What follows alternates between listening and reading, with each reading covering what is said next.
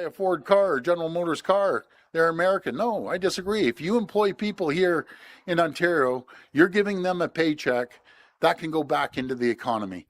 And all the supplies, we'll do everything we can to buy Ontario. It's in the legislation. And we're going to continue doing that. So it's like saying, don't shop at Walmart. No, shop at Walmart. They employ hundreds of thousands of people.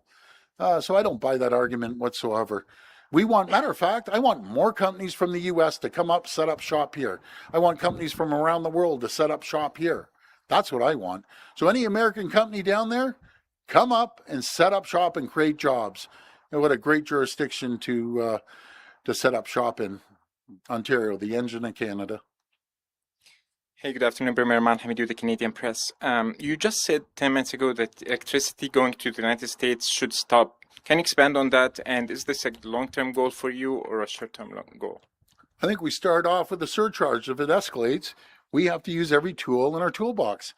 We aren't the only one that sends the electricity down to the U.S. New Brunswick does, Quebec does, BC does, Manitoba does, just to name a few. So we need to get together, all together, and decide if we're going to put surcharges on the electricity. How can we let them take really inexpensive electricity to make goods to compete and take jobs from Canadians? You can't square that circle. So we'll use every tool in our toolbox. Then we'll see if President Trump says, do I need Canada? Watch how he does cartwheels and he shouts and screams when we put the surcharge on. Matter of fact, I can't wait. I cannot wait. Let's be clear. I don't like the guy. Simple. On that note, do you see a pathway to resolution of this current trade war? And I hope so. Is it realistic to see that happening soon?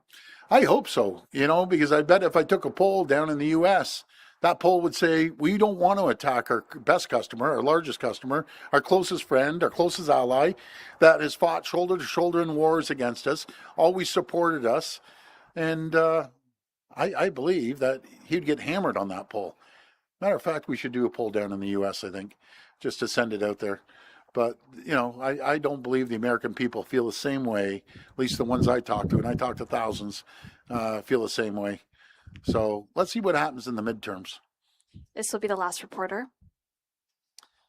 Hi, Adam Atkinson, CHCH News. I just want to get your reaction to Trump's latest Truth Social post. Came down about 20 minutes ago.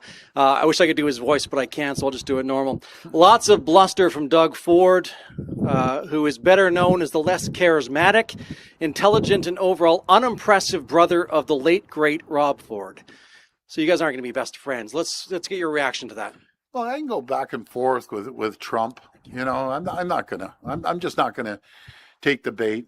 This guy's a loser. He's going to be a loser, and simple as that. We're going to fight with everything we have. And something? I have more courage, more brains in my baby toe than he has in his whole body. So there you go.